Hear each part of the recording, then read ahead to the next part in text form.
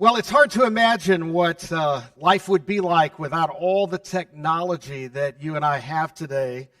But think about it, not too many years ago, if you wanted to go find dirt on someone, it was kind of difficult to do, right? There was no internet or social media, or think about it, there were no personal computers to allow that to happen. For example, if you wanted to bring to light a person's moral or ethical indiscretions or know what they were like as an employee in their previous job before you hired them to work for you, or even a politician's views before they ask you for your vote, or even gathering basic data about a person's education and where they previously lived, was very difficult to do. But today, right, it's pretty simple. You can do it sitting right where you are, right on your phone. But just a little advice. If you ever consider running for public office, carefully think back on your past, because whatever you did or said is probably going to show up somewhere in what you posted online or the videos you made. And if it does, it would look much more genuine if you didn't act surprised. Okay? So all of us understand that it doesn't take too much in our culture to be silenced or canceled, which means that a little bit of bad can cancel a whole lot of good, which isn't fair, but you know what? It's just the way things are. And there's a little hypocrisy in this because we're not equal opportunity cancelers. For instance, we often exaggerate all the bad things about the other person, but if it's us, we minimize it. We say, you know what, it's not that big a deal. It was a long time ago. Everybody does it. But the epitome of hypocrisy is that when it comes to our lapse of integrity, we actually justify it. Right? We all look at our own indiscretions within the context of our entire lives and say, it was just this one time, this one weekend, this one season of our life. In other words, it was the exception to the rule of how we normally live our life. But what's interesting is we rarely offer that same kindness to other people. And yet we really love it when people extend that kindness to us. We'll explore that whole thought a little bit more in a few minutes. Well, welcome back to the fifth week of our series, Living with Integrity. We've been talking about integrity, or the lack of it, and how it impacts our life and those around us. And the definition of integrity that we settled on, because honestly it's easy for me to remember, is this one right here. Integrity is doing what you should do, even if it costs you. Because when we don't do what we should do, it always costs us and the people around us, right? The stress and tension we create because of our lapse of integrity always gets transferred to other people. And like we talked about last week, right, our irresponsibility ultimately becomes someone else's responsibility. In other words, a personal lack of integrity always impacts someone else, including the people we say that we love the most. Now, maybe this kind of explains your childhood, right? Remember, because you had this sibling and they were constantly in trouble, and their lack of integrity affected your entire family. In fact, be honest, you didn't get the attention you deserved, and you were a good kid, right? But nobody paid attention to all the good you did because of all the bad your sibling did. And because of that, there was all this stress and all this turmoil and all this heartbreak in your family. Or maybe it was your spouse or your parent. But regardless of who it is, we know that even a little lapse of integrity gets transferred to the people closest to us. Our personal lack of integrity always impacts some other person. So in week 2, you may remember, I challenged us to memorize a verse from the Bible. So before I read this verse to you, I need you to just kind of play along here. Can you do this for me? Would you just kind of sit real straight in your seat, sit up real straight just for a moment. You go back to your slouching position in just a second. Right, I get it. But the reason is because this verse gives a word picture, right? This verse has a posture to it, right? Because integrity looks like this, right? Standing straight, shoulders back, chin out, or in my case, chins out, eyes forward, right? And that's what integrity looks like. So here's what the Proverbs writer says in Proverbs 11:3. The integrity of the upright, there it is, right? Integrity is looking out and looking as far as you can and seeing further ahead down the road. The integrity of the upright will guide them. The people of integrity are guided by their integrity, right? It's their decision-making filter. But notice, the crookedness or the bentness of the treacherous will ultimately destroy them. And the reason is, right, because instead of looking out, ahead, down the road, they're looking down. And they make decisions looking down as opposed to looking out ahead of themselves. Integrity is taking the long view rather than what's right in front of us. Now today we're going to pick up where we left off last time. And if you've not been here, I would encourage you to go to our website and listen to the previous message, because the story about Daniel that we're exploring is so practical and relevant to all of us today. So in case you missed it, or if you're like me, you might have forgotten it between Sundays, allow me to quickly get us all up to speed. Right, so the king of Babylon, a guy named Nebuchadnezzar, comes to Jerusalem. That's the southern half of Israel. And he conquers this area, and the people living there now have to pay him a tribute, a tax. And to keep them in line, he takes the best and the brightest of the young men and women, mostly young men, that are living in Israel, and he carts them off to Babylon. And 15-year-old Daniel and his friends are a part of those who are taken. He and the others are really more like hostages to make sure that the people back in Jerusalem behave themselves, because think about it, if you're a parent, you would do anything in order to be able to see your kids again. But in a strange way, and I know this sounds weird, if you're going to get kidnapped, this is the best way to go, and here's why. Daniel and his friends, once they're trained, will live and serve in the palace. There's even a meal plan, which means they get to live indoors and have food, which was a big deal in those days, just like it is now for many people. And they're essentially enrolled in a 3-year internship where they're trained to serve Nebuchadnezzar, and then as a final step, they would be brought in and interviewed by Nebuchadnezzar. And as we learned last time, as soon as Daniel arrives and hears about the meal plan, in Daniel 1:8 it says this,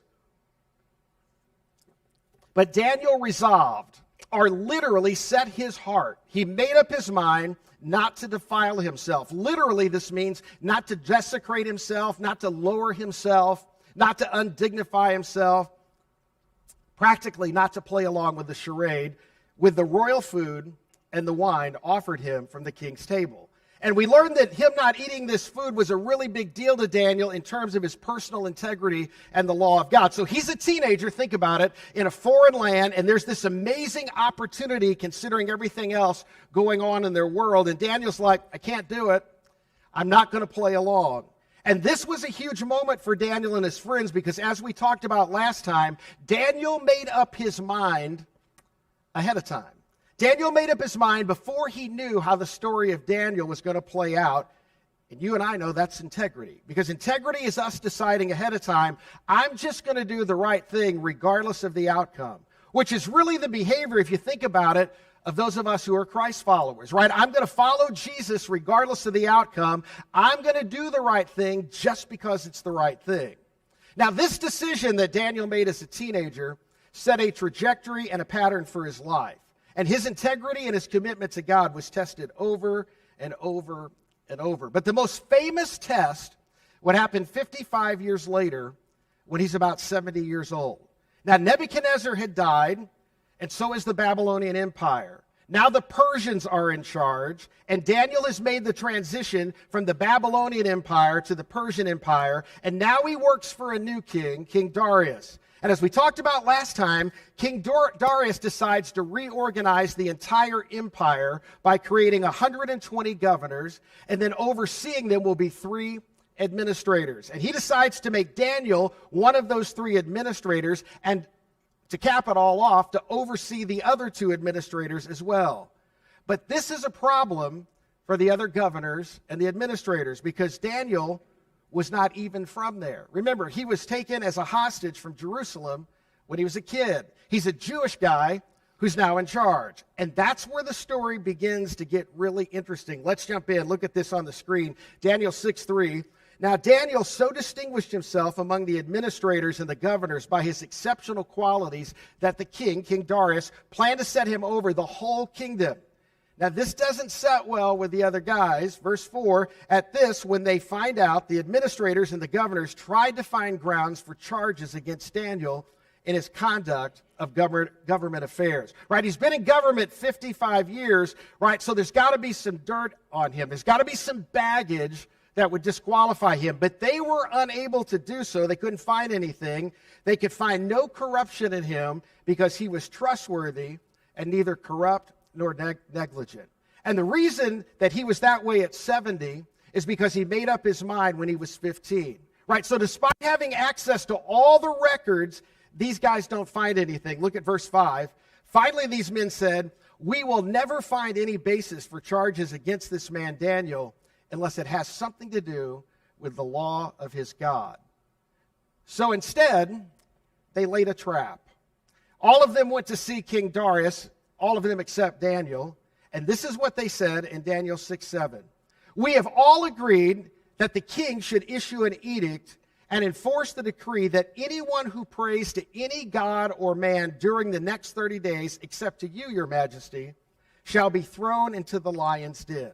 Right? So they appeal to his ego. They basically say, "Oh, King Darius, live forever, and we want to have 30 days of Darius-a-palooza. It's going to be an awesome celebration with parades, and we'll sell King Darius merch, and we might even throw in a few public executions. We're going to reaffirm your authority," and everybody has to hit pause on all their religious stuff. Because remember, Babylon was a very international city.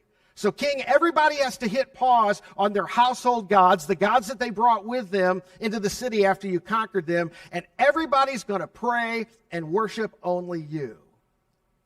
And that's a trap. Because they knew there was no way Daniel was going to pray to King Darius. Daniel's integrity was predictable, right? They'd seen him live it the whole time he was there. And then they said this, notice in Daniel 6:8, "Now, your majesty," right, there's this one small thing, because this is such a big deal, "we want you to issue the decree and put it in writing so that it cannot be altered or changed," notice, "in accordance with the law of the Medes and the Persians, which cannot be repealed." Right? We want this edict to have special status because you're a special guy, right, guys? Yeah, he's special. So we want you to make it irreversible and absolutely enforceable. Verse 9, "So King Darius, because he's so flattered by what they said, put the decree in writing. Now, when Daniel learned that the decree had been published," right, now that everybody knows, "he went home to his upstairs room where the windows opened." Let me pause there. What would you do in that moment? What would I do? Right? It's one thing to do what you should do when you think it might cost you. But what do you do when you're absolutely certain that doing the right thing will cost you? Now, I'm going to give you the answer, but I want you to think for a minute. Right? So here's the question again. What do you do when you're certain that doing the right thing is going to cost you?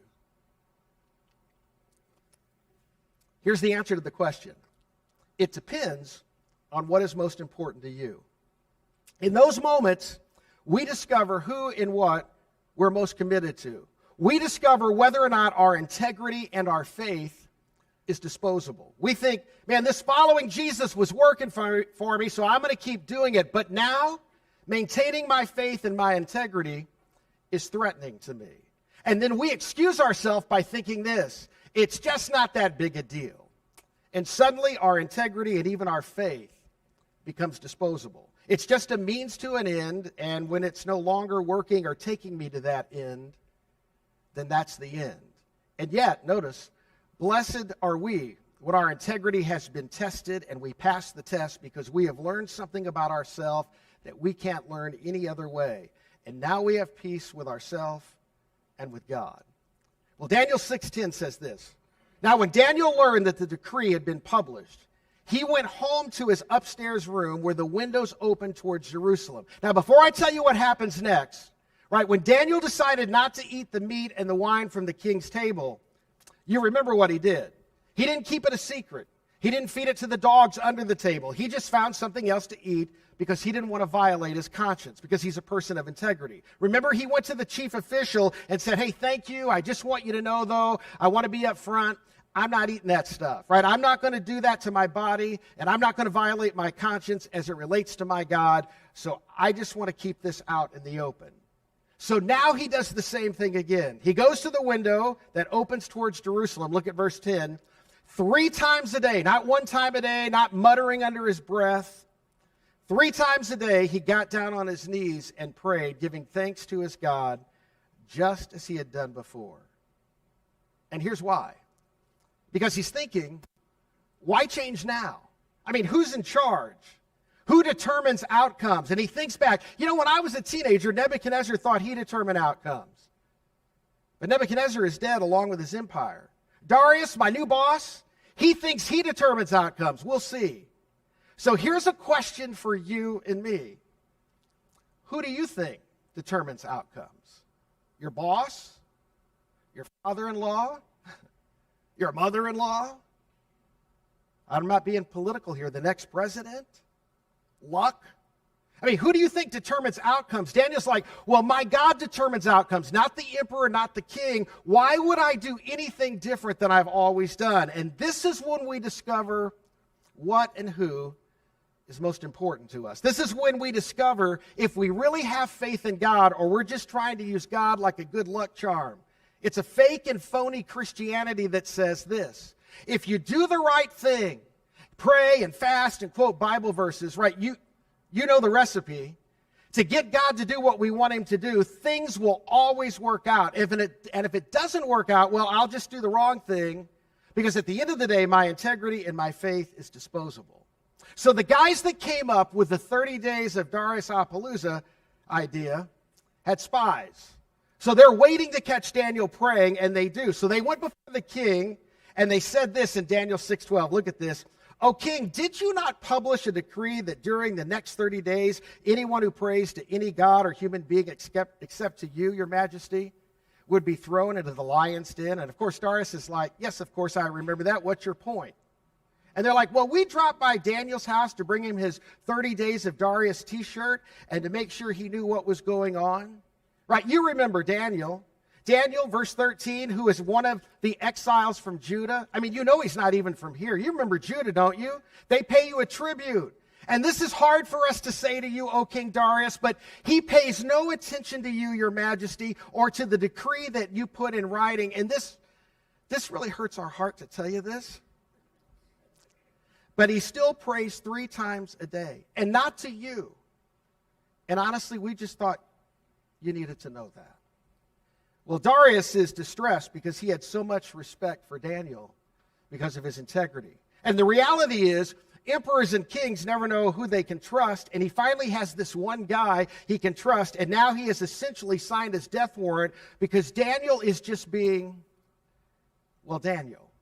Daniel isn't doing anything new or extraordinary. He's just being the Daniel that King Darius had heard that he would be and has known him to be. So you know what he does? He calls his attorneys and he gets his lawyers. He gets all the smart folks in the room and he says, okay, there's got to be a loophole to get around something that's written and declared according to the laws of the Medes and the Persians. But as it turns out, even King Darius was stuck. Here's how the story continues in Daniel 6:16. So the king gave the order, and they brought Daniel, and they threw him into the lion's den. Now, historically we know that they actually lowered him through a floor to another floor. And before they lowered him to that rat-infested floor covered with human remains, the king said to Daniel, may your God whom you serve continually, which by the way is why you're in trouble, may your God whom you serve continually rescue you. In other words, may the God that you're more committed to than saving your own life save you. Verse 17 says, a stone was brought and placed over the mouth of the den. And then the king, and this is such an interesting detail, then the king returned to his palace, and he spent the night without eating and without any entertainment being brought to him. And he could not sleep. And he's lying in bed thinking about the 30 days of Darius, and whose idea was that anyway?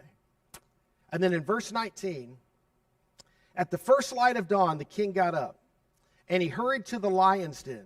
When he came near the den, he called to Daniel in an anguished voice. He didn't want to look, right? He'd seen the horrific aftermath of this before, and he calls loud enough that he hopes Daniel can hear him if Daniel is there to hear him. Daniel, servant of the living God, is your God whom you continually serve, been able to rescue you from the lions. Now, I grew up in church. Maybe you did too. And if you grew up in church as a kid and they told you this story, I'm telling you, they messed it up. They went right to the next part of the story, but that's a mistake. Because if you and I rush to the end of the story, we miss the point of the story. Because the point is not what happens next. The point is what happened already. Because the point is Daniel's primary concern was not the outcome of his decision. See, if Daniel's primary concern was the outcome of his decision, I think he would have made a different decision, right? His primary concern was doing the right thing. His primary concern was not violating his conscience. His primary concern as a God follower was being faithful to his God, and doing the right thing was the win for Daniel. And Daniel decided to leave the outcome to God. See, Daniel's primary concern was not the outcome of his decision. His primary concern was doing what he knew God wanted him to do. And then he would trust God with the outcome. Now, here's the thing I want you and me to hear. There was no guarantee for Daniel, and there's no guarantee for us either. In fact, if you've gone to a church before and they told you that there are guaranteed outcomes because of your faithfulness to God, and they're all good outcomes, and it all ends with a bow, hopefully you're old enough to know that's not true, because it's not true. And if you lost faith because you grew up in a church like that and they told you, oh, just trust God and believe in God and pray and everything will work out, and if you marry a Christian and you're a Christian, you're going to have a Christian marriage and you're going to be happy ever after.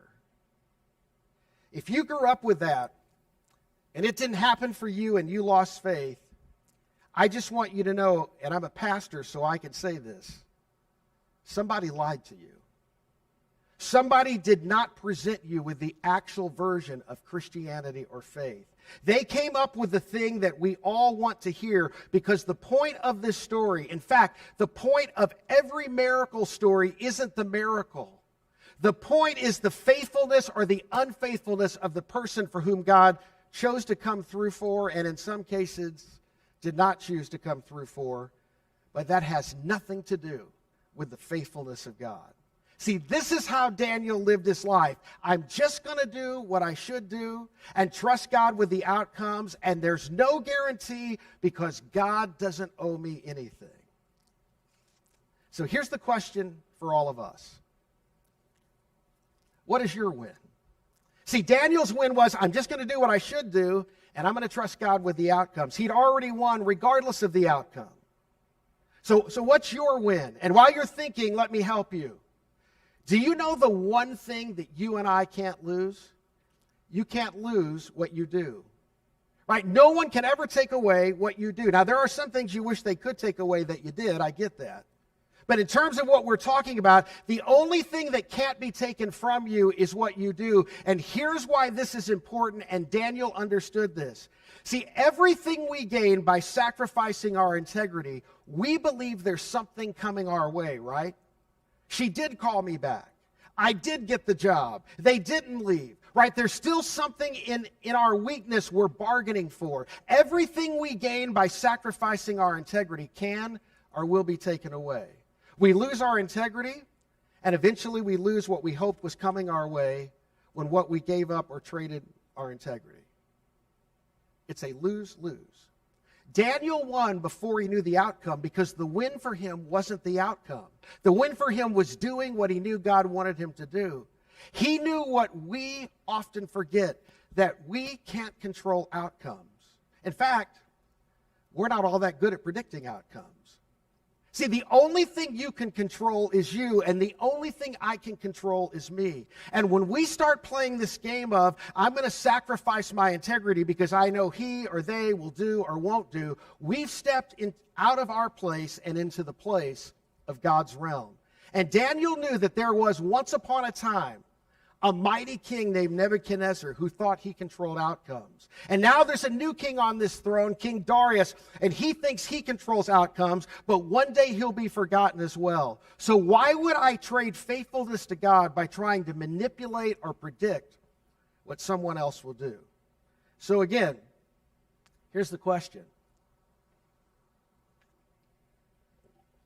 What's the win for you?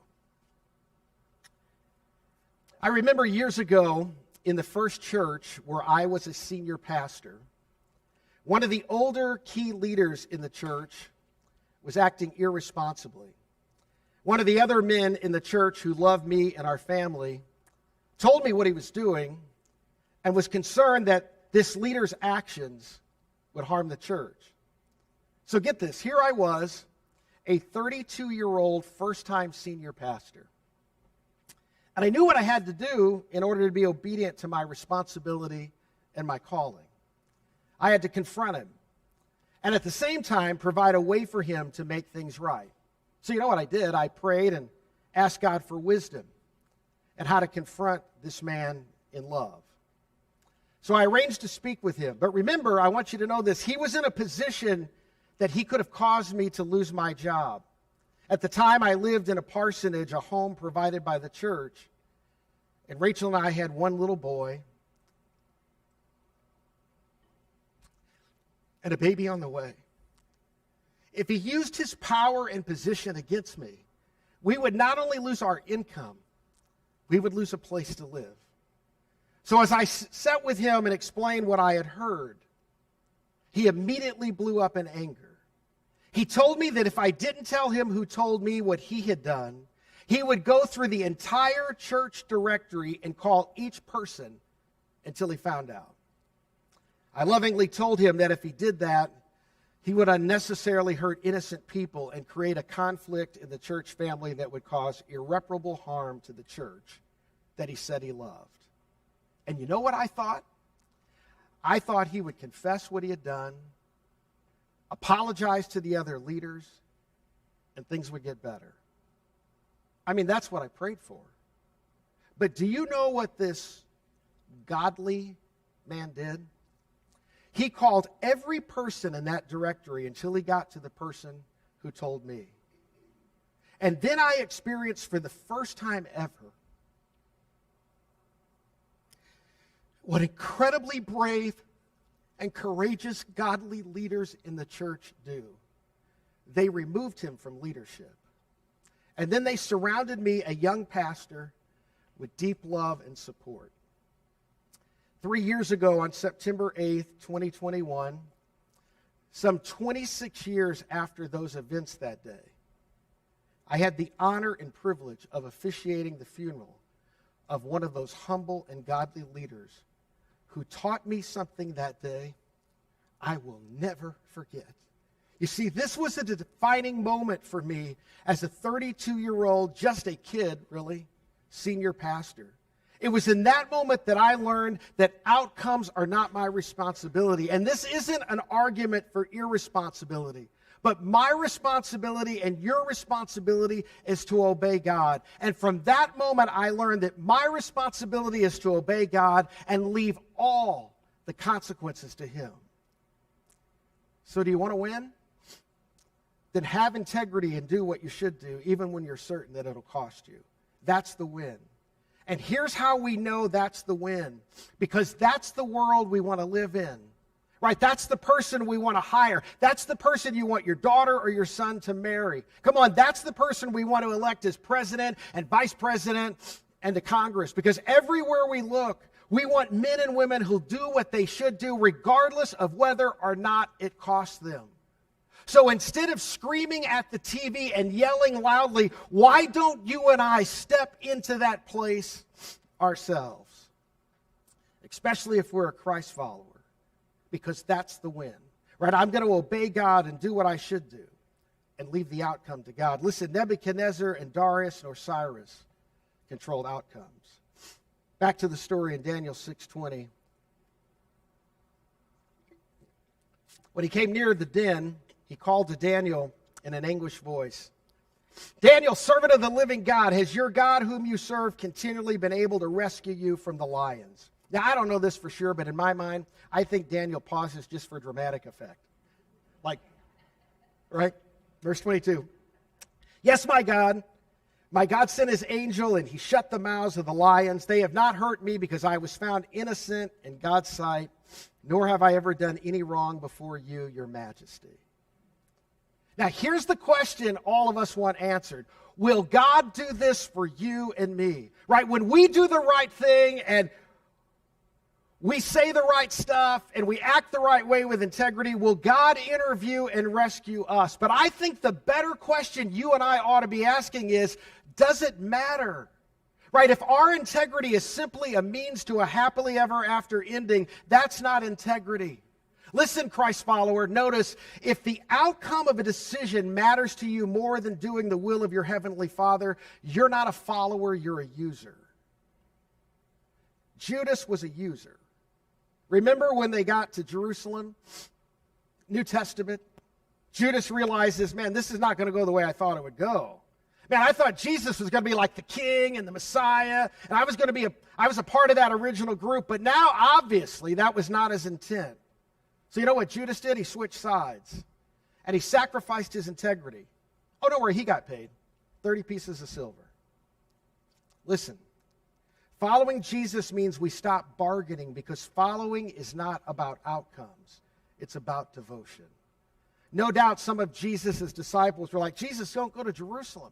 Man, they're going to arrest you and crucify you. Jesus, listen, if you go to Jerusalem, you're going to lose, and so are we. And Jesus would have said, no, I'm going to win. The problem is you guys don't understand my definition of win. And in John 6:38, Jesus tells them, for I have come down from heaven not to do my will, right? This isn't about me, but to do the will of him who sent me. That's the win. I will obey God and trust him with the consequences. And you know what he said to his disciples? Believe in me. No, that's not what he said.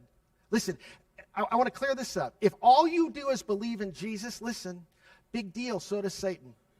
Jesus didn't say, believe in me. He said, follow me. And here's the promise. Follow me, and what you gain can never be taken away. So what's your win? May I suggest that the win is going to bed every night with a clear conscience, knowing that you did the will of your Father, knowing that you did what you should do. And it's us saying, and Heavenly Father, I trust all the outcomes and the consequences to you. And as we obey and leave the consequences to him, then no matter what happens, we've won. That's the win. But we have to decide ahead of time. And if we do what we should do, then we're on the path towards a now God moment. And listen. Even if God doesn't come through for us the way that you hoped and prayed, and he doesn't fix the cancer, and he doesn't fix your marriage, we still have a story worth telling, and a story that underscores the importance of doing the right thing when you're certain that it's going to cost you. Because that's what it means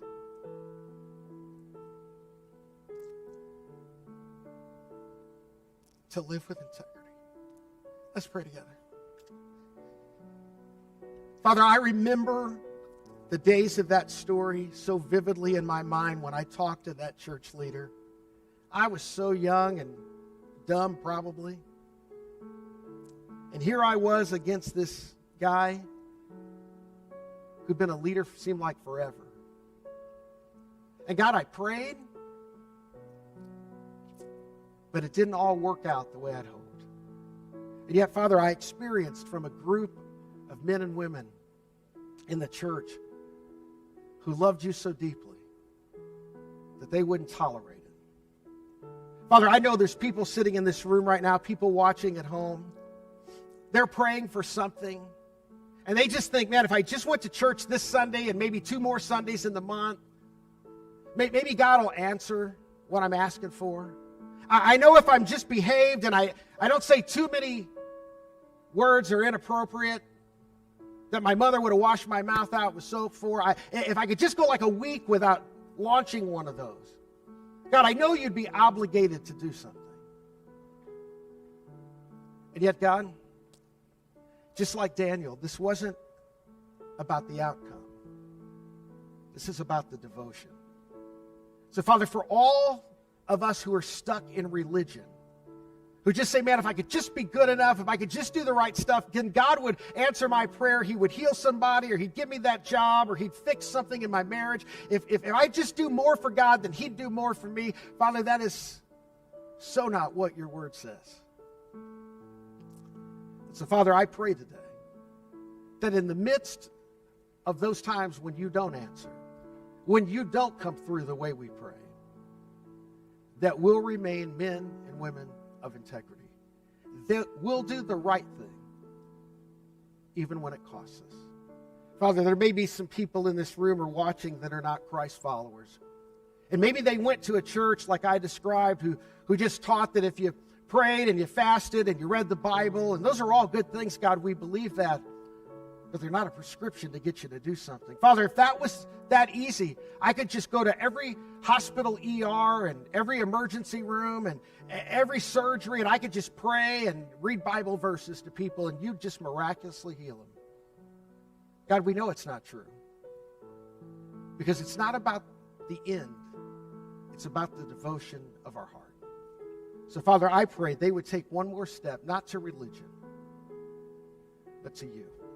Father, thanks for sending Jesus Christ to rescue us. Thanks for sending Jesus Christ to remind us that you love us. And that, Father, no one in this room or outside this room is left out of Jesus coming. Father, thanks for being a God we can pray to, a God who loves us, and a God who empowers us to be people of integrity. Help us to live it even today. It's in Jesus' name I pray. Amen. In a moment, I'm going to hang down here when we're done. I know it's a heavy sermon, right? It's a great story. But I'd love to pray for you. And if you're walking through something and you say, man, I've done everything I know to do to get God to answer my prayer, just know you don't control outcomes. God does. And he has a purpose and a plan that you and I can't see. It's hard, but it's our devotion to him. I'd love to pray with you this morning. If you're not a Christ follower, you say, I don't even know what that term means. I was baptized as a baby. I went to some confirmation class. Those are all good kinds of things, no doubt. But that's just knowing facts. I want to introduce you to somebody you can know personally. And so I'd love to take that opportunity to do that for you today. I'll be here when we're done. You know, all of us have been saddened and horrified by the devastation that took place because of Hurricane Helene that wreaked havoc in a number of states. The loss of life, destruction of homes, businesses, and infrastructure is staggering. And yet we're grateful for the many government agencies, nonprofits, corporations, and volunteers that are working to help people through such a tragedy. The scope of this disaster will take all of us doing our part. And we're fortunate to have an organization that Springbrook partners with called Sin Relief. And Sin Relief is a collaboration of churches and the North American Mission Board and the International Mission Board to respond to crisis here in the United States and around the world. They meet both the practical and physical needs as well as the spiritual needs of people affected by natural disasters, including the most recent hurricane. In fact, watch this video from that. I'm Brian Wright with Sin Relief, and I'm standing here with Jay Watkins, who is our Ministry Center Director here in Valdosta. And behind us is a beehive of activity with all these volunteers that are preparing meals for countless number of folks. Matter of fact, how many meals have y'all prepared, Jay? Right, we have prepared, as of today, we'll hit over 11,000 meals since the hurricane has come through. And these are all just lay people who have taken time to come and serve the kingdom of God. That is awesome. And that's not all the needs that they're meeting here. Can you tell us about Yeah, so we have people showering all day long. We have people doing laundry all day long. This staff moves from the kitchen and doing laundry for our linemen and people who can't do laundry because they have no power, no resources, or no water at home. Well, I want to thank all of our supporters for Sin Relief. Can you first of all pray for all these volunteer workers? They need extra strength. They're putting in incredible hours to meet these needs after the storm. But secondly, pray that the needs of the people in this community will be met. And as these tangible, physical, material needs are met, that we will be able to share the love of Jesus in a way that people will want to come to know and have a relationship with Jesus Christ through faith in him. So thank you for your prayers. Thank you for your financial support. Continue to give, because we don't want them to run out of food and resources at a time of great need in this Valdosta community.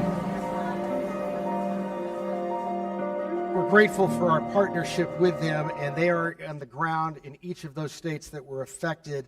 And because of your generosity to Springbrook, and some of you who also give generously to Impact 2.0, a fund that we created to help here in America and around the world, we as a church gave a gift this week on your behalf of $10,000 to send relief to make a difference. So each week I stand up here and remind you that giving is such an important thing. And it's not all about Springbrook. It's about a difference that you and I can make practically in people here and around the world. So every time you give, you're making a difference. So as you leave today, there are boxes in this room that are hanging on the wall where you can give back. There's a giving kiosk in the lobby. There's a place on our website. You can give from our app. You can text to give. There's so many ways to give. And when you give, trust me, some of it stays here, right? ComEd doesn't give us our lights for free, right? And some of it goes to places just like you witnessed today because of your generosity. From the bottom of my heart, thank you. We'll see you next week.